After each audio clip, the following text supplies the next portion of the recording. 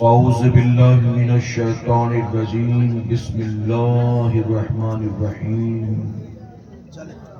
وبالوالدین احسانا صدق اللہ مولانا العلی العظیم۔ باد توحید کے متوالوں، شمع رسالت کے پروانوں، خاتون جنت حضرت فاطمۃ الزہرا رضی اللہ تعالی عنہا کی کنیزوں، آئیے سب سے پہلے ہم اور آپ نہایت ہی ادب اور احترام کے ساتھ اپنے اور ساری کائنات کے مرکز عقیدت جناب محمد الرسول اللہ صلی اللہ تعالی علیہ وسلم کی بارگاہ بے کس پناہ میں جس طرح سے میں آپ کو پڑھاؤں، میرے ساتھ مل کر مرد حضرات بآواز بلند اور ہماری مائیں بہنیں بچیاں دھیمی آوازوں میں درود شریف کا نذرانہ پیش کریں۔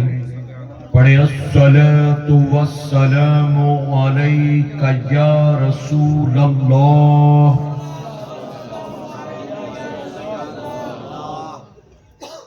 تمام لوگ ایک ساتھ مل کر پڑھیں گے تو انشاءاللہ سب کو پڑھنے میں لطف آئے گا۔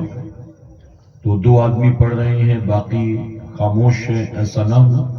درود شریف کی بات ہے، سب کو پڑھنا چاہیے۔ الصلاۃ والسلام علیک یا حبیب اللہ، الصلاۃ والسلام علیک یا نبی اللہ، وعلی آلک واصحابک یا نور اللہ صلی اللہ تعالی علیہ وسلم۔ رب کعبہ کی بارگاہ میں دعا ہے، مولا اپنے حبیب صاحب لولاق صلی اللہ تعالی علیہ وسلم کے صدقہ طفیل ہم تمام حاضرین اور سامعین کو تو ماہ شعبان کے فیوز و برکات سے بھرپور مالا مال فرما۔ مولا ہمیں خیر و عافیت کے ساتھ ماہ رمضان اور لیلۃ القدر نصیب فرما، اور موت آنے سے پہلے ہم غریبوں، ناتواں، کمزوروں کو ایک مرتبہ ماہ رمضان کی سحری مکے میں اور افطار مدینے میں نصیب فرما۔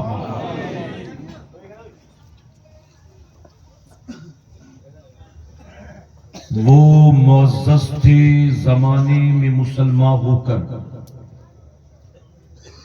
وہ معزز تھے زمانے میں مسلمان ہو کر، اور تم خوار ہوئے تاریخ قرآن ہو کر، اور اس قدر تم پہ گراں صبح کی بیداری ہے، اس قدر تم پہ گراں صبح کی بیداری ہے، ہم سے کب پیار تمہیں، نیند تمہیں پیاری ہے، اور رہ گئی رسم ازاں روح بلالی نہ رہی، رہ گئی رسم ازاں روح بلالی نہ رہی، فلسفہ رہ گیا تلقین غزالی نہ رہی، اور تم میں حوروں کا کوئی چاہنے والا ہی نہیں، تم میں حوروں کا کوئی چاہنے والا ہی نہیں، جلوے طور تو موجود ہے موسیٰ ہی نہیں۔ اور بہت خوب کہا شاعر مشرق ڈاکٹر اقبال نے، یوں تو سید بھی ہو، مرزا بھی ہو، افغان بھی ہو، یوں تو سید بھی ہو، مرزا بھی ہو، افغان بھی ہو، تم سبھی کچھ ہو، بتاؤ کہ مسلمان بھی ہو۔ میرے پیارے آقا علیہ الصلوۃ والتسلیم کے پیردیوانوں، میں نے شاعر مشرق ڈاکٹر اقبال کے شکوہ جوابی شکوہ کے لکھی ہوئی چند اشعار آپ کے سامنے پیش کیے ہیں۔ اگر ان اشعار کو اور آج کے دور کے مسلمان کو سامنے رکھا جائے تو ایسا لگتا ہے کہ ڈاکٹر اقبال نے ہمیں اور آپ کو سامنے رکھ کر ان اشعار کو لکھا تھا۔ آپ کے لکھے یہ اشعار آج کے دور کے مسلمان کی زندگی میں نمایاں نظر آتے ہیں۔ اور میں ایک بات جو اکثر کہتا ہوں آج پھر آپ کے سامنے پیش کر دوں علماء کی موجودگی میں، کہ آج کے دور کا مسلمان صرف رسم و رواج والا مسلمان بن کر رہ گیا ہے۔ اسے جتنا اپنی طبیعت سے پیار ہے اتنا رسول اللہ کی شریعت سے پیار نہیں ہے۔ وہ من کی مرضی تو دیکھتا ہے، مولا کی مرضی کی پرواہ نہیں کرتا۔ وہ جو جی چاہے وہ کرتا ہے، جو رب چاہے وہ کرنے کی کوشش نہیں کرتا۔ میرے پیارے آقا علیہ الصلوۃ والتسلیم کے پیروانوں، یاد رکھیں آج پوری دنیا میں قوم مسلم کے ذلت اور رسوائی کی جو سب سے بڑی وجہ ہے، وہ وجہ ہمارا اور آپ کا رسم و رواج والا مسلمان بن کر رہ جانا ہے۔ ہمارے یہاں بچے کی ولادت سے لے کر کسی کے انتقال یا انتقال کے بعد تیجا، 8واں، 10واں، 40واں برسی، ان تمام چیزوں میں ہم نے رسم و رواج کو بہت زیادہ اہمیت دے رکھا ہے۔ ہم نے اس بات کی فکر نہیں کی کہ ایسے موقع پر شریعت کا کیا حکم ہے۔ بچے کی ولادت ہو تو شریعت کا کیا حکم ہے، اگر رشتہ تلاش کرنا ہو تو رب رسول کا کیا حکم ہے، اگر منگنی کرنا ہو تو شریعت کا طریقہ کیا ہے، اگر نکاح کرنا ہو تو شریعت کے اصول کیا ہے، اگر رخصتی کا وقت آ جائے تو رخصتی کس طرح شریعت کے دائرے میں کی جائے، اسی طرح اگر کسی کا انتقال ہو جائے تو اس کا جنازہ، اس کی تدفین، اس کے لیے ایصال ثواب کیسے کیا جائے۔ ہم نے ان تمام چیزوں میں شریعت سے کئی گنا زیادہ باپ دادا کی رسم و رواج کو اہمیت دے رکھا ہے۔ اور بہت معذرت کے ساتھ یہ تلخ بات کہوں گا، میرے پیارے آقا کے پیروانوں، پوری دنیا میں آپ چلے جائیں، آپ جاپان کے مسلمان سے پوچھیں، آپ امریکہ کے مسلمان سے پوچھیں، آپ انگلینڈ کے مسلمان سے پوچھیں، آپ سعودی عرب کے مسلمان سے پوچھیں، آپ شری لنکا کے مسلمان سے پوچھیں، آپ افریقہ کے مسلمان سے پوچھیں، آپ ہندوستان کے مسلمان سے پوچھیں، آپ دنیا کے کسی بھی ملک میں چلے جائیں، آپ مسلمان سے پوچھیں کہ آپ لوگوں کا پہلا کلمہ کیا ہے، تو دنیا کا مسلمان کسی بھی ملک کا رہنے والا ہو، ہر مسلمان وہی کلمہ پڑھ کر سنائے گا جو ہم اور آپ ہندوستان میں پڑھتے ہیں۔ اول کلمہ ہمارا نہیں، پوری دنیا کا یہی ہے، لا الہ الا اللہ محمد رسول اللہ۔ اگر آپ ان سے پوچھیں کہ سب سے زیادہ کس سے محبت کرنا چاہیے تو جواب دیں گے کہ اللہ سے محبت کرنا چاہیے۔ آپ دنیا کے کسی کونے میں رہنے والے مسلمان سے پوچھیں عبادت کے لائق اللہ کے سوا کیا کوئی اور ہے، تو کہے گا ہمارا کلمہ اس بات کا اعلان کرتا ہے اللہ کے سوا کوئی عبادت کے لائق نہیں ہے۔ رب پوری دنیا کے مسلمانوں کا ایک ہے، کلمہ سب کا ایک ہے، رسول سب کا ایک ہے، قرآن سب کا ایک ہے، دین کے احکام سب کے ایک ہیں، شریعت کے اصول سب کے لیے ایک ہیں۔ اگر ہندوستان کے مسلمان پر دن اور رات میں 5 وقت کی نماز فرض ہے تو امریکہ کے مسلمان پر بھی دن اور رات میں 5 وقت کی نماز ہی فرض ہے۔ اگر ماہ رمضان میں ہم پر اور آپ پر 29 رمضان ہو تو 29 روزہ فرض ہے، 30 رمضان ہو تو 30 روزہ فرض ہے۔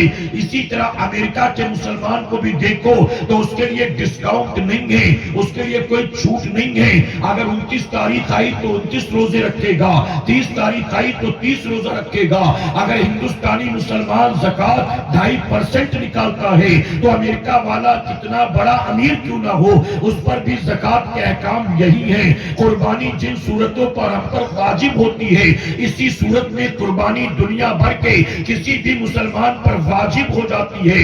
اللہ اور اس کے رسول صلی اللہ علیہ وسلم کا جو حق ہم پر اور آپ پر ہے یہی حق دنیا کے ہر مسلمان پر اللہ اور اس کے رسول صلی اللہ علیہ وسلم کا ہے۔ میرے پیارے آقا کے پیروانوں، اب جو اصل بات کہنا چاہتا ہوں توجہ سے سنیں اور اسے دل کے نہا خانے میں جگہ دیں۔ پوری دنیا کے مسلمان کا کلمہ ایک ہے، رب ایک ہے، رسول ایک ہے، قرآن ایک ہے، شریعت ایک ہے، دین کے احکام ایک ہے، رسول اللہ کی سنت ایک ہے، رب کا فرمان ایک ہے، روزہ ایک ہے، نماز ایک ہے، عید ایک ہے، بقرہ عید ایک ہے۔ ان ساری چیزوں میں ہم سب ایک ہی پلیٹ فارم پر دکھائی دیں گے، لیکن اگر رسم و رواج کی بات کی جائے تو رسم و رواج کے معاملے میں پوری دنیا کے مسلمانوں کا ایک پلیٹ فارم پر جمع ہونا تو دور کی بات ہے، ایک ملک بھر کے مسلمان آپ کو ایک پلیٹ فارم پر دکھائی نہیں دیں گے۔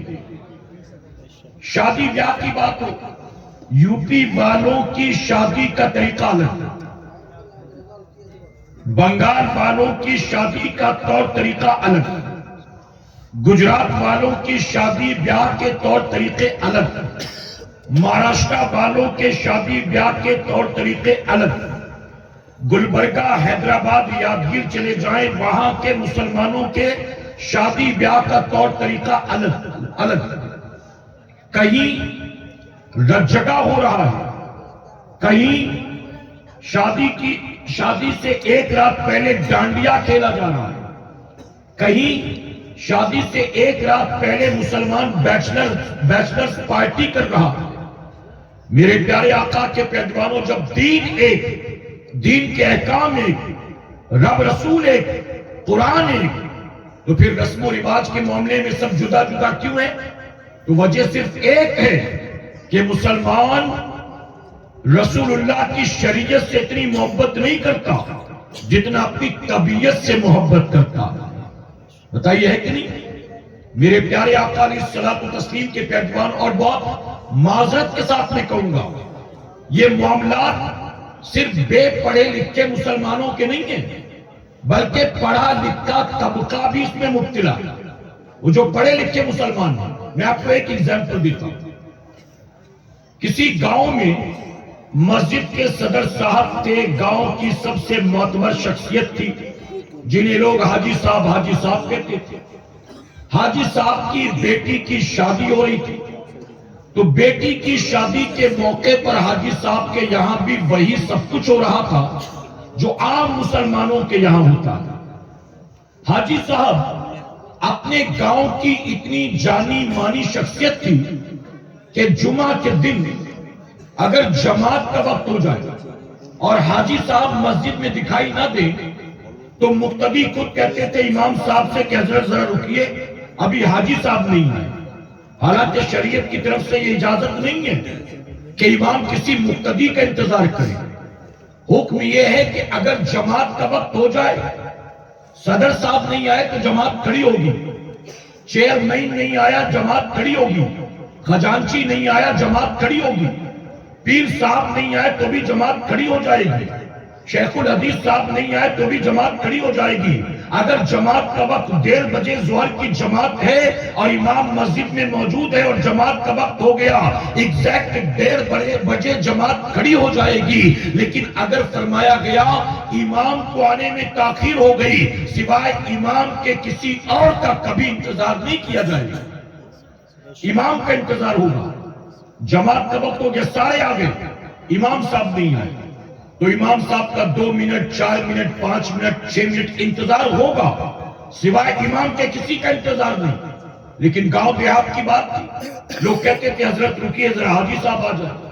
اتنے معتبر شخص، حاجی صاحب کے گھر شادی ہو رہی تھی، جب بارات نکلی گاؤں سے تو جب تک بارات گاؤں میں تھی تب تک تو پورے راستے نعت شریف بج رہی تھی، نعت شریف پڑھ رہے تھے، نعت شریف بجا رہے تھے ٹیپ ریکارڈ میں۔ لیکن جب گاؤں سے نکل کر یہ بارات پہنچی ہائی وے پر تو جیسے ہی ہائی وے پر پہنچے پورے راستے پر گانا بجتا رہا. امام صاحب بھی ساتھ گئے تھے نکاح پڑھانے کے لیے, وہ بھی گاڑی میں موجود تھے, لیکن امام صاحب کی رسائی وہاں تک نہیں ہو سکی جہاں گانا بجایا جا رہا تھا. بیچارے جیسے تیسے کرتے جلتے تکلیف میں مبتلا وہ بھی پہنچ گئے جہاں بارات پہنچنا تھا, لیکن پورے راستے جو ہے ڈی جے بجتا تھا. امام صاحب نے گاؤں میں پہنچنے کے بعد حاجی صاحب کو بلایا اور بلا کر کہا کہ حاجی صاحب یہ کام تو جوہلا کرتے ہیں, آپ کو یہ کام زیبا نہیں دیتا. آپ گاؤں کے بڑے لوگوں میں شمار کیے جاتے ہیں, گاؤں کا ہر چھوٹا بڑا امیر غریب گورا کالا سب آپ کا احترام کرتے ہیں, اور آپ ایسا سب کام کریں گے تو کیسے چلے گا؟ اگر آپ نے یہ کام کیا تو یہ کام تمام گاؤں والوں کے لیے دلیل بن گیا. اب ہم کسی کو کس منہ سے روکیں گے؟ ہم کسی کو روکنے جائیں گے تو لوگ کہیں گے آپ نے حاجی صاحب کو روکا تھا کیا؟ جب حاجی صاحب کے یہاں ہوا تو آپ نے ان کو نہیں روکا, ہمیں روکنے والے کون؟ تو آپ کا یہ کام پورے گاؤں کی تباہی کا سبب بنے گا, آپ کو نہیں کرنا چاہیے. تو حاجی صاحب نے کہا کہ امام صاحب دراصل بات یہ ہے نا, اگر شادی میں توجہ ہے نا آپ کی, امام صاحب نے کہا حضرت دراصل بات یہ ہے نا, اگر شادی بیاہ میں ناچ گانا نہ ہونا تو لوگ سمجھتے ہیں کہ یہ لوگ کہیں وہابی تو نہیں ہو گئے. آپ سوچئے سنیت کی پہچان کیا ہے؟ D J. سنیت کی پہچان کیا ہے؟ پٹاخے. سنیت کی پہچان کیا ہے؟ ڈھول گانے گاجے باجے. سنیت کی پہچان کیا ہے؟ جگہ میں اپنی بھابھی کو, بہن کو, امی کو, بڑی امی کو, خالہ کو نچانا, یہ سنیت کی پہچان ہے. حاجی صاحب کہتے ہیں اگر ناچ گانا نہیں ہوگا تو کہیں لوگ یہ نہ کہیں کہ حاجی صاحب وہابی ہو گئے. یعنی آپ سوچئے کہ پڑھا لکھا آدمی خود اپنی زبان سے یہ کہہ رہا ہے کہ جو لوگ وہابی ہوتے ہیں ان کے یہاں ناچ گانا نہیں ہوتا. یہ ناچ گانا تو ہمارے سنی ہونے کی پہچان ہے. آپ سوچئے. اس کے بعد نکاح ہو گیا. نکاح کے بعد ویڈیو شوٹنگ والا جیسا کہ ہوتا ہے دلہن کو اور تمام عورتوں کو ایک کونے میں لے گیا اور ایک ایک کر کے سب کی ویڈیو بنانے لگا. اور ویڈیو شوٹنگ والا جب ویڈیو بناتا ہے, آپ کے پاسکوڑا کے بارے میں مجھے نہیں پتا, لیکن یہ برائی یہاں بھی پہنچ چکی ہوگی. اس کی وجہ کہ اچھی باتیں بہت دیر سے پہنچتی ہیں, برائیاں بہت تیزی سے پہنچتی ہیں. برائیاں بہت تیزی سے. آپ دیکھیے شادی کے بعد دولہا دلہن کو بعد میں انگلی لگاتا ہے, ویڈیو شوٹنگ والا پہلے ہی گال ہاتھ سب چھو لیتا ہے.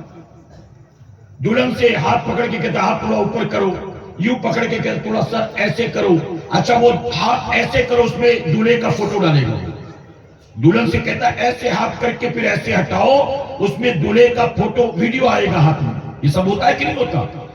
دلہن کے جسم کو, چہرے کو, ہاتھ پیر کو ہاتھ لگاتا ہے. حاجی صاحب کے یہاں بھی یہ پورا پروگرام چل رہا تھا. جب امام صاحب کو خبر ہوئی تو امام صاحب نے بلایا حاجی صاحب کو اور کہا کہ حاجی صاحب یہ کیا کر رہی ہیں؟ آپ کے گھر کی بچیاں جن کو گاؤں والوں نے دیکھا نہیں تھا, آج وہی آپ کے گھر کی بہو, آپ کے گھر کی بیٹی, آپ کی خود اپنی بیوی سب سچ سنور کر آ کر اسٹیج پر کھڑے ہو گئی ہیں اور پورا گاؤں بھی دیکھ رہا ہے اور سب کے سامنے ویڈیو شوٹنگ کی جا رہی ہے. حاجی صاحب آپ کو کم سے کم یہ چیزیں زیبا نہیں دیتی.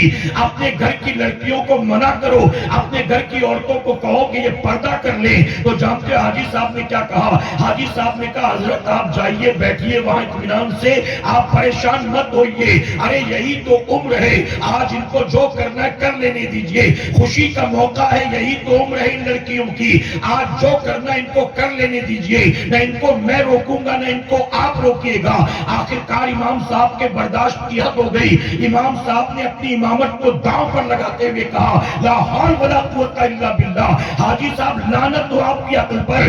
ارے یہ عمر, جس عمر میں آپ کہتے ہو کہ لڑکیاں اسٹیج پر آ کر غیروں کے ساتھ ویڈیو شوٹنگ بنائیں, سچ سنور کر بال بکھیر کر پیر پٹک کر لوگوں کو دکھائیں, ارے یہ عمر جو تھی یہ سج سنور کر بے حیائی اور بے غیرتی کا مجسمہ بننے کی نہیں تھی. اپنے جسم کی, چہرے کی, بال کی, گال کی نمائش کرنے کی نہیں تھی. حاجی صاحب یہ یہ عمر تو اللہ، یہ عمر تو رب رسول کی اطاعت کی تھی، یہ عمر تو بے حیائی سے توبہ کی تھی، یہ عمر تو پردے کی تھی، یہ عمر تو سجدے کی تھی۔ اس عمر میں اگر تو اپنے گھر کی بچیوں کو پکڑ نہیں سکتا، انہیں شریعت کا پابند نہیں بنا سکتا، آج جنہیں تو روک سکتا ہے نہیں روکتا، اگر تو نے نہیں روکا تو پھر قیامت تک تیری نسلیں کبھی اس برائی کو روک نہیں پائیں گی۔ آج بتائیے ہمارے یہاں یہ سب ہوتا ہے کہ نہیں ہوتا؟ بے حیائی، بے پردگی، بے غیرتی، رسم و رواج کے نام پر، رگ جگہ شادی بیاہ کے نام پر۔ میں نہیں کہتا کہ رگ جگہ نہ کروں، میں نہیں کہتا کہ ہلدی نہ کروں، میں نہیں کہتا کہ مہندی نہ کروں، میں نہیں کہتا کہ آپ یہ نہ کریں، لیکن پہلے اپنی مسجد کے امام سے پوچھیں، اپنے علماء سے پوچھیں کہ حضرت یہ کیسے کیا جائے، یہ بھی تو بتا دو۔ کیا دلہن کو ہلدی لگانے سے منع کیا گیا ہے؟ کیا دولہے کو ہلدی لگانے سے منع کیا گیا ہے؟ کیا دولہے کو مہندی لگانے سے منع کیا گیا ہے؟ رخصتی کی جو رسمیں ہوتی ہیں اس میں کیا شریعت کے مطابق، کیا طبیعت کے مطابق یہ جوتا چورائی جو ہے یہ کہاں سے ثابت ہے؟ یہ جگہ میں بھابھی کا بہن کا ناچنا کہاں سے ثابت ہے؟ اے سرکار مدینہ کے پیروانوں، آپ اپنی روزمرہ کی زندگی میں صرف زکوٰۃ کو لے کر، حج عمرہ کو لے کر نہیں، اپنے روزمرہ کی زندگی میں ان علماء کے ساتھ ان کے ساتھ آپ اٹھے بیٹھے ان سے مشورہ کیا کریں اور ان سے پوچھا کریں کہ یہ کام ہونا ہے کیسے کریں آپ بتائیے، یہ کام ہونا ہے کیسے کریں آپ بتائیے۔ ہم نے آج اپنی مسجد کے امام کو صرف مسجد کے مصلی اور چار دیواری تک محدود کر دیا، جانتے ہو پہلے لوگ کیا کہتے تھے؟ پہلے لوگ کہتے تھے جس کا مصلی اس کا محلہ، اور امام صرف 5 وقت کی نمازوں کی امامت نہیں کرتا تھا، امام پورے گاؤں بھر کی قیادت کرتا تھا۔ بلکہ اس دور کا حال یہ تھا اگر کسی کی بیٹی کو رشتہ بھی آتا تو وہ بھی امام صاحب سے آ کر مشورہ کرتا تھا، حضرت میری بیٹی کے لیے فلاں فلاں کا رشتہ آیا ہے، آپ بتائیے کیسے کرنا ہے۔ مسجد کے جس امام کے پیچھے پڑتا ہے پورے ہفتے اسی امام کو گالیاں بھی دیتا رہتا۔ آپ بتاؤ اللہ کامیابی دے گا؟ اللہ عزت دے گا؟ میرے پیارے آقا علیہ الصلوۃ والتسلیم کے پیروانوں، کیا ملنا ہے تمہیں؟ علماء کو برا بھلا بول کر کیا ملنا ہے تمہیں؟ اپنی مسجد کے امام کی غیبت چغلی کر کے کیا ملنا ہے تمہیں؟ داڑھی ٹوپی والوں کو دیکھ کر بڑی تکلیف ہوتی ہے۔ کئی لوگ تو ایسے ہیں اگر کسی داڑھی ٹوپی والے سے اللہ نہ کرے دھوکہ ہو گیا، کچھ گڑبڑ ہو گئی تو سارے داڑھی ٹوپی والوں کو لا کر وہیں کھڑا کر دیتے، کہتے چھوڑو یار تم یہ داڑھی والوں کی بات مت کرو، تم کو نہیں پتا میں جانتا ہوں داڑھی والے کیسے ہوتے ہیں۔ ارے چھوڑو یار تم میرے سامنے مولانا لوگ کی بات مت کیا کرو، تم کو نہیں پتا میں جانتا ہوں یہ مولانا لوگ کیسے ہوتے ہیں۔ آپ بتائیے جو علماء کو یوں برا بھلا کہے اور جو ایک داڑھی والے سے دھوکہ کھانے کے بعد سارے داڑھی والوں کو لا کر اسی صف میں کھڑا کر دے، آپ بتائیے جب ہم یہاں پہنچے ہر طرف نعرہ تھا حضور مجاہد ملت کے نام کا۔ آج اگر تم یہ کہتے ہو کہ سارے داڑھی والے چور ہوتے ہیں، سارے داڑھی والے مکار ہوتے ہیں، سارے داڑھی والے بیکار ہوتے ہیں، تو دل پر ہاتھ رکھ کر بتا جس کے نعرے پر تو اچھلتا ہے، کودتا ہے، جھکتا ہے، وہ مجاہد ملت تیری طرح کلین شیف تھے یا ہماری طرح داڑھی والے تھے؟ چوروں مکاروں کی صف ملا کر کیا تو نے مجاہد ملت کو کھڑا نہیں کر دیا؟ چوروں مکاروں دھوکے بازوں کی صف ملا کر تو نے کیا غریب نواز کو کھڑا نہیں کر دیا؟ چوروں مکاروں دھوکے بازوں کی صف ملا کر تو نے کیا غوث اعظم کو کھڑا نہیں کر دیا؟ میرے پیارے آقا کے پیروانوں، جانتے ہو یہ داڑھی روزی روٹی کمانے کا سبب نہیں، رسول اللہ کی سنت مبارکہ، یہ میرے آقا کی سنت ہے۔ اگر تجھے توفیق نہیں ملی اپنے مقدر کا رونا رو، ہم تو خوش ہیں، ہمیں داڑھی کی وجہ سے اگرچہ حقارت کی نظر سے دیکھا جائے لیکن پھر بھی اللہ کا شکر ادا کرتے ہیں۔ اے اللہ تو نے ہمیں داڑھی منڈانے والوں میں شامل نہیں کیا، تو نے حبیب کی سنت سجانے والوں میں شامل کیا۔ اور اگر کوئی ذلیل کرے تو کرے، میں تو اپنے پیر کا شعر کہتا ہوں، تیری خاطر ذلیل ہونا، تیری خاطر ذلیل ہونا، میری عزت میرے وقار سلام۔ اور داڑھی ہوگی تو جانتے میرے امام نے کیا فرمایا؟ داڑھی ہوگی۔ علماء نے بڑی پیاری بات لکھی، یہ ساری گفتگو کر رہا ہوں، جو آیت کریمہ تلاوت کی پھر اس کی طرف چلوں گا انشاءاللہ۔ داڑھی والے علماء فرماتے ہیں ایک داڑھی والا بے عمل آدمی اور ایک کلین شیوڈ بے عمل آدمی، دونوں جب مرنے کے بعد قبر میں جاتے ہیں نا، اور نکیرین آتے ہیں حساب لینے کے لیے، نکیرین آتے ہیں حساب لینے کے لیے، تو بنا داڑھی والے کو پیر کی ٹھوکر مار کر جگاتے ہیں کہ اٹھ تیرے حساب کتاب کا وقت ہو گیا۔ لیکن داڑھی والے کو اگرچہ وہ بھی گناہگار ہے میری طرح، اگرچہ وہ بھی بے عمل ہے میری طرح، لیکن فرمایا گیا رسول اللہ کی سنت کی وجہ سے اسے پیر کی ٹھوکر مار کر نہیں جگایا جاتا، اسے احترام کے ساتھ جگایا جاتا۔ بلکہ یہ بھی سن لو سنیوں، مجھے پتا نہیں کہ کسی اللہ توفیق دے دے، کل قیامت کے دن ایک مجھ جیسے گناہگار کے لیے حکم ہوگا، لے جاؤ اسے جہنم میں ڈال دو، اس بے عمل کے پاس کچھ بھی نہیں جو اسے جنت میں لے جا سکے۔ فرشتے گھسیٹ کر جہنم کی طرف لے جا رہے ہوں گے، اور وہ بندہ پلٹ پلٹ کر رب کی طرف دیکھے گا، پلٹ پلٹ کر دیکھے گا، جانتے ہو رب فرمائے گا اسے میزان پر لے آؤ، اس کو میزان پر لایا جائے گا، اللہ فرمائے گا جہنم کا حکم ہوا، اور تو پلٹ پلٹ کے دیکھتا ہے جاتا نہیں ہے، تو جانتے ہو کیا کہے گا؟ وہ کہے گا مولا یقیناً میں گناہگار تھا، میرا سارا وجود گناہوں سے ڈوبا ہوا ہے، میں نے کبھی تیری فرما برداری نہیں کی، میں نے کبھی تیرے سجدے نہیں کیے، میں نے کبھی قرآن کی تلاوت نہیں کی، میں زندگی بھر نفس کے پیچھے پیچھے چلتا رہا، اے اللہ میرا وجود ہے ہی اسی لائق کہ اسے جہنم کی آگ میں جلا دیا جائے، لیکن مولا یہ تیرے حبیب کی سنت کو جو میں نے چہرے پر سجایا ہے، آخر تیرے حبیب کی سنت کا کیا قصور ہے؟ میرے گناہوں کی وجہ سے اسے جہنم کی آگ میں کیوں جلایا جائے گا؟ تو جانتے ہو جیسے ہی بندہ عرض کرے گا رب کی رحمت جوش میں آ جائے گی، رب فرمائے گا میرے بندے تیرے پاس جنت میں جانے کے لیے کچھ بھی نہیں تھا، لیکن حبیب کی سنت کی محبت کی بنیاد میں نے تیرے گناہ معاف کر دیے، اے فرشتوں لے جاؤ اس کو جنت میں داخل کر دو۔ میرے امام فرماتے لہب میں عشق رخ شہ کا داغ لے کے چلے، لہب میں عشق رخ شہ کا داغ لے کے چلے، اندھیری رات سنی تھی چراغ لے کے چلے۔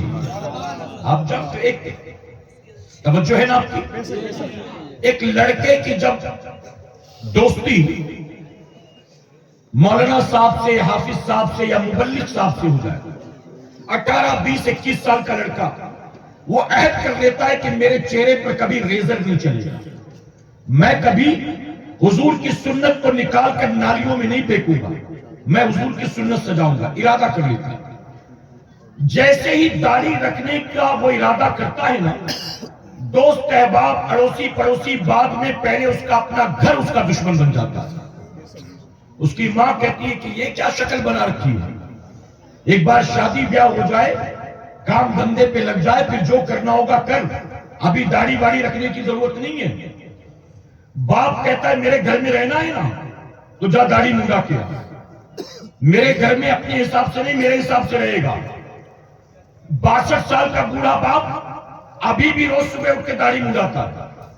22 سال کا بیٹا رکھنے لگا تو یہ نہیں کہ اس کو شرم آئے، غیرت آئے کہ جوان بیٹا رکھ رہا ہے چلو میں بھی رکھ لوں، ابھی تک میں نے نہیں رکھی تو رکھتا ہے، شرم نہیں آتی تجھے؟ میرے گھر میں رہنا جا داڑھی منڈا کے آ۔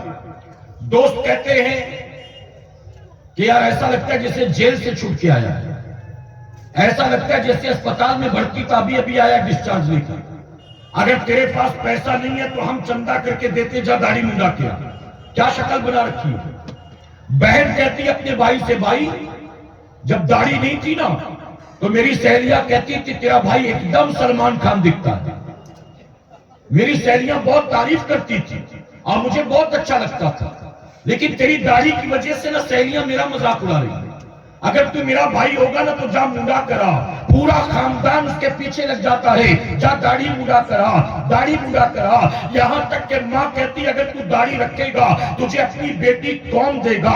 یعنی ان کے مطابق دنیا کے سارے داڑھی والے اب تک کنوارے گھوم رہے، ان کو کسی نے اپنی بیٹیاں نہیں دی۔ اے مسلمانوں اس طرح نوجوان پر پریشر بنایا جاتا ہے، جا داڑھی منڈا کیا، جا داڑھی منڈا کیا، جا داڑھی منڈا کیا۔ میں اپنی قوم کے جوانوں سے کہتا ہوں اگر پورا خاندان پورا محلہ پیچھے لگ جائے پھر بھی حضور کی سنت کو اگر سجانے کا ارادہ کر لیا، اپنے چہرے سے حضور کی سنت کو نہ نکالنا، اس کی وجہ کہ اگر تو لوگوں کے پریشر میں اپنے چہرے سے داڑھی منڈا دے گا، ہو سکتا ہے تجھے کوئی خوبصورت لڑکی نکاح میں مل جائے، ہو سکتا ہے کوئی بے حیا بے غیرت بے پردہ تجھ سے شادی کرنے کو تیار ہو جائے، ہو سکتا ہے کوئی جینس ٹی شرٹ پہننے والی تیرے نکاح میں آنے کو تیار ہو جائے، ہو سکتا ہے کوئی کانوینٹ کی پڑھی ہوئی انگریزی بولنے والی تیرے نکاح میں آ جائے، پارلر میں جا کر آئی برو بنانے والی بال کٹانے والی تیرے نکاح میں آ جائے۔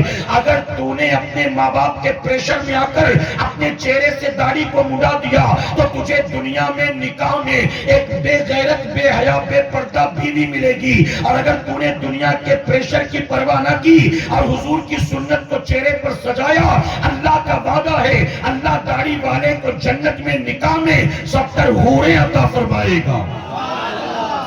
اب فیصلہ تیرا ہے، تجھے دنیا کی ایک حسین و جمیل چاہیے یا تجھے جنت میں نکاح میں 70 حوریں چاہیے؟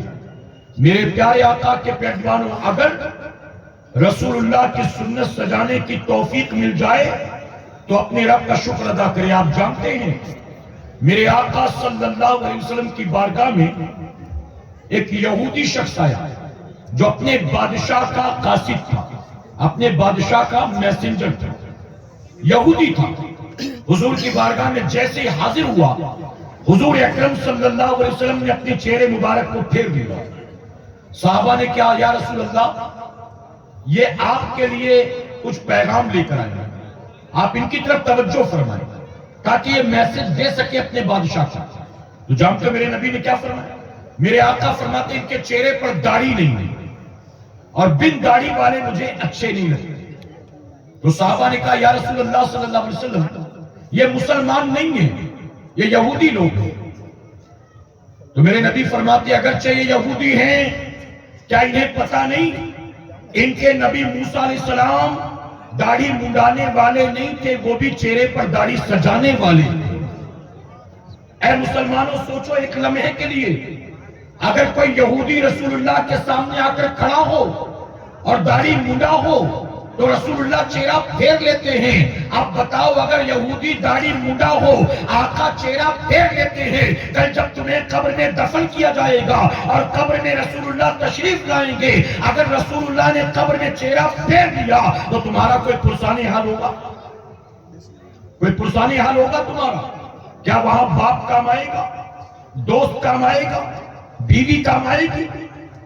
ماں جب اکلوتے کو چھوڑے آ آ کہہ کے بلاتے یہ ہیں، باپ جہاں بیٹے سے بھاگے لطف وہاں فرماتے یہ ہیں، مرکت میں بندوں کو تھپک کر میٹھی نیند سلاتے یہ ہیں، ٹھنڈا ٹھنڈا میٹھا میٹھا پیتے ہم ہیں پلاتے یہ۔ قبر کی تاریک وادی میں کوئی نہیں آئے گا، اگر آئیں گے تو صرف رسول اللہ تشریف لائیں گے۔ میدان قیامت میں کوئی سنگی ساتھی دوست احباب پارٹنر رشتہ دار کوئی کام نہیں آئے گا، کام آئیں گے تو تنہا رسول اللہ کام آئیں گے۔ اے مسلمانوں، جن پر ہماری آخرت کا دار و مدار ہو، جن پر ہماری نجات کا دار و مدار ہو، جن پر ہماری جنت کا دار و مدار ہے، کیوں نہ ہم ایسے بن جائیں کہ رسول اللہ ہمیں دیکھ کر راضی ہو جائیں کہ انشاءاللہ۔ اب ایک بڑی پیاری روایت، میں اب چلوں گا عنوان کی طرف، لیکن میں سید صاحب کے خطاب سے پہلے آپ کا ذہن بنا رہا ہوں، بات سمجھ میں آ رہی ہے آپ کے؟ ایک بڑی پیاری روایت، توجہ سے سنیے گا، ہماری مائیں بہنیں بھی سنیں۔ گجرات کے ایک حاجی صاحب ہیں جن کا نام ہے حاجی اسماعیل، وہ اپنی زندگی کا واقعہ بیان کرتے ہیں، کوئی روایتی بات نہیں، کوئی کتابی بات نہیں، ایک آدمی خود اپنی زندگی کا واقعہ بیان کرتا ہے۔ حاجی ابراہیم صاحب کہتے ہیں میں عمرہ کرنے کے لیے گیا، ایک گروپ کے ساتھ عمرہ کے لیے گیا، 15 دن کا ہمارا پورا ٹور تھا، 7 دن مکہ معظمہ میں، 8 دن مدینہ منورہ میں۔ میں پورے قافلے کے ساتھ گیا، مکہ معظمہ پہنچا، خانہ کعبہ کی زیارت کی، عمرہ کے ارکان ادا کیے، مکہ معظمہ کے مقدس مقامات کی زیارت کی، اس کے بعد پھر ہم مدینہ منورہ پہنچے۔ توجہ ہے نا آپ کی؟ جو سن رہے ذرا کہہ سبحان اللہ۔ ہم مدینہ منورہ پہنچے، ہم مدینہ منورہ پہنچے تو حاجی اسماعیل صاحب کہتے ہیں میں جس ہوٹل میں ٹھہرا تھا، جب صبح ناشتہ کرنے کے لیے بیٹھا، یہ مدینے کا پہلا ناشتہ تھا، میں ناشتہ کرنے کے لیے بیٹھا تو ایک بلی میرے پاس آ کر بیٹھ گئی۔ اب میں نے بلی کو دیکھا تو سوچا کہ شاید بھوکی ہوگی، رات بھر پتہ نہیں کچھ کھایا ہو کہ نہ کھایا ہو۔ اب حاجی اسماعیل صاحب کہتے ہیں میری غیرت نے گوارا نہ کیا کہ مدینے کی بلی بھوکی رہے اور میں پہلے کھا لوں۔ میں نے ایک برتن میں دودھ دیا، روٹی ڈبائی اور میں نے بلی کے سامنے رکھ دیا۔ بلی نے کھا لیا، میں دیکھتا رہا۔ جب بلی پوری طرح سے مطمئن ہو کر چلی گئی تو اس کے بعد میں نے ناشتہ کیا۔ حاجی اسماعیل صاحب کہتے پھر ظہر میں جب دوپہر میں کھانے کے لیے بیٹھا تو اتفاق سے پھر بلی آ گئی۔ میں نے اس کے سامنے چند بوٹیاں رکھ دی، کچھ روٹی کے ٹکڑے رکھ دیے سالن میں ڈبو کر، بلی نے وہ بھی کھا لیا۔ اس کے بعد جب رات کھانے کے لیے بیٹھا تو بھی بلی آ گئی۔ حاجی اسماعیل صاحب کہتے ہیں کہ اب اس بلی کا یہی معمول ہو گیا، میں جب بھی دسترخوان پر کھانے کے لیے بیٹھتا وہ بلی آ کر قریب بیٹھ جاتی تھی اور میں بھی روزانہ پہلے بلی کو کھلاتا تھا، اس کے بعد خود کھاتا تھا۔ اس طرح مدینہ منورہ میں ایک ایک دن میرا گزرتا رہا۔ اب حاجی اسماعیل صاحب کہتے ہیں اب مدینے میں 2 دن آخری کے رہ گئے تھے اور بلی روزانہ معمول کے مطابق آ رہی تھی۔ اب 2 دن رہ گئے تھے، ہمارے ساتھی شاپنگ کر رہے تھے، واپسی کی تیاریاں اور انتظامات کر رہے تھے۔ مجھ سے بھی کہا تو میں نے بھی اپنے طور پر کھجورے وغیرہ خرید لی۔ اب حاجی اسماعیل صاحب کہتے ہیں کہ 2 دن باقی تھے، رات کو جب میں کھانے کے لیے بیٹھا بلی آ گئی۔ اب میں نے بلی کو دیکھا تو من میں اچانک خیال آیا یہ بلی مجھ سے بہت زیادہ مانوس ہو گئی ہے، مجھ سے بہت زیادہ گھل مل گئی ہے۔ حاجی اسماعیل صاحب کہتے ہیں دل میں خیال آیا کتنا ہی اچھا ہو میں اس بلی کو اپنے ساتھ اپنے ملک لے کر چلا جاؤں، میں اپنے ساتھیوں کو، گاؤں والوں کو، رشتہ داروں کو دکھاؤں گا دیکھو میں مدینے کی بلی لے کر آیا۔ حاجی اسماعیل کہتے ہیں روٹی توڑتے توڑتے میرے دل میں خیال آیا، اچانک بلی اٹھی اور اٹھ کر وہ چلی گئی۔ میں نے روٹیاں توڑی، سالن میں ڈبویا، اس کے بعد دیکھا یہاں وہاں بلی دکھائی نہیں دی۔ کہتے ہیں میں نے بہت تلاش کیا، مجھے بلی کہیں نظر نہیں آئی، نہ کمرے میں، نہ پیسیج میں، نہ باہر، کہیں نہیں۔ آخرکار حاجی اسماعیل صاحب کہتے ہیں میں نے کھانا کھا لیا۔ کھانا کھانے کے بعد میں 2-4 گھنٹے آرام کرتا ہوں، اس کے بعد اٹھا، مسجد نبوی شریف میں جا کر نماز تہجد ادا کرنے کا معمول تھا۔ میں تیار ہو کر پہنچا، میں نے باب السلام سے انٹری کی، حضور صلی اللہ علیہ وسلم کی بارگاہ میں سلام کیا۔ کہتے حاجی اسماعیل کہ میں دیکھ کر حیران رہ گیا، وہ بلی رات کے وقت جو میرے دسترخوان سے اٹھ کر آئی تھی، میں نے دیکھا کہ وہ بلی حضور کی جالی مبارک کے سامنے موجود۔ کہتے میری طرف پلٹ کر دیکھا بھی نہیں، میں بہت دیر کھڑا رہا لیکن بلی نے میری طرف پلٹ کر نہیں دیکھا، میں چلا گیا۔ اگلی صبح ناشتے کے لیے بیٹھا، بلی نہیں آئی، لنچ کے لیے بیٹھا، بلی نہیں آئی، رات کھانے کے لیے بیٹھا، بلی نہیں آئی۔ حاجی اسماعیل صاحب کہتے ہیں کہ میں بلی کا انتظار کرتا رہا لیکن بلی نہیں آئی، اور بلی کو جب بھی حضور کی بارگاہ میں جاتا آپ کی جالی مبارک کے سامنے کھڑا دیکھتا تھا۔ حاجی اسماعیل صاحب کہتے ہیں اب آخری دن آ گیا، اب صبح جو ہے فجر کے بعد حضور کی بارگاہ میں حاضری دینا ہے اور آخری حاضری دے کر ہمیں اپنے وطن کے لیے روانہ ہونا ہے۔ حاجی اسماعیل صاحب کہتے ہیں کہ بلی نے اب آنا بند کر دیا، وہ کیوں نہیں آتی مجھے سمجھ میں نہیں آتا۔ اب میں نے کھانا کھانے کے بعد رات کو جب بستر پر لیٹ کر سویا، ابھی جیسے ہی میں سویا تھا میرے خواب میں رسول اللہ تشریف لاتے ہیں، علی سے بے قصہ تشریف لاتے ہیں، چارہ سازے درد مندہ تشریف لاتے ہیں، آقا تشریف لاتے ہیں، لیکن آقا نے اپنے چہرے مبارک کو پھیر رکھا تھا۔ حاجی اسماعیل کہتے ہیں میں تو تڑپ گیا، میں نے کہا یا رسول اللہ جب خواب میں تشریف لے ہی آئے ہیں اپنا رخ زیبا بھی دکھا دیجئے، اپنے چہرے انور کی زیارت بھی کرا دیجئے، لیکن رسول اللہ نے میری طرف توجہ نہ کی۔ میں نے کہا یا رسول اللہ اگر مجھ سے کوئی غلطی ہو گئی تو مجھے معاف کر دے، آپ کے شہر کی بے ادبی ہو گئی تو معاف کر دے، آقا میں آپ کا ادنا سا غلام ہوں مجھے معاف کر دے۔ کہتے ہیں جب رسول اللہ کی بارگاہ میں اصرار کیا اور جب تو میرے آقا نے میری طرف پلٹ کر دیکھا اور پلٹ کر دیکھا اور فرمایا حاجی اسماعیل اگر تم واپس واپس جانا چاہتے ہو تو جا سکتے ہو، اپنی مرضی سے آئے تھے، اپنی مرضی سے جاؤ، ہم تمہیں نہیں روکتے، لیکن ہمارے شہر کی بلی کو لے جانے کا ارادہ چھوڑ دو۔ اللہ اکبر۔ حاجی اسماعیل کہتے جیسے ہی میں نے یہ سنا میں تڑپ گیا، آخر رسول اللہ کو کیسے پتا کہ میں بلی کو لے جانے کا ارادہ رکھتا ہوں؟ کہتے میں نے نہ ٹور والے سے بات کیا تھا، نہ میں نے اس کے لیے کوئی پنجرا خریدا تھا، نہ میں نے اس کو پکڑ کر باندھا تھا، ابھی من نے سوچا تھا اور بلی اٹھ کر چلی گئی۔ عرض کرتے ہیں روتے روتے یا رسول اللہ میں نے تو بلی کو لے جانے کا صرف ارادہ کیا تھا، ابھی کوئی تیاری نہیں کی تھی، آقا آپ کو کس نے بتا دیا کہ میں بلی کو لے جانا چاہتا ہوں؟ آخر آپ اس وجہ سے ناراض کیوں کر ہو گئے؟ ابھی تو میں لے کر نہیں گیا تھا۔ اور جانتے میرے نبی نے کیا فرمایا؟ آقا فرماتے حاجی اسماعیل ہم سے پوچھتا ہے کہ ہمیں کس نے بتا دیا؟ ارے وہ رات ہے اور آج کی رات ہے، بلی 3 دن 3 راتوں سے آ کر میری جالیوں کے سامنے کھڑی ہے، نہ کہیں جاتی ہے نہ کچھ کھاتی پیتی ہے، ہلنے کو تیار نہیں ہے، اور رو رو کر ہر وقت ایک ہی دعا کرتی ہے یا رسول اللہ آپ کے شہر میں مرنا گوارا ہے، آپ کے شہر میں بھوکا رہنا گوارا ہے، آپ کے شہر میں پیاسا رہنا گوارا ہے، اے آقا مجھے بچا لیجئے، آپ کے شہر کو چھوڑ کر جانا گوارا نہیں ہے۔ آقا فرماتے 3 دن 3 راتیں ہو گئی، وہ بلی میری جالیوں کو چھوڑ کر کہیں جانے کو تیار نہیں ہے، اور تو کہتا ہے کہ مجھے کس نے بتا دیا؟ اللہ اکبر۔ اتنا سننا تھا کہ حاجی اسماعیل کی آنکھ کھل جاتی ہے۔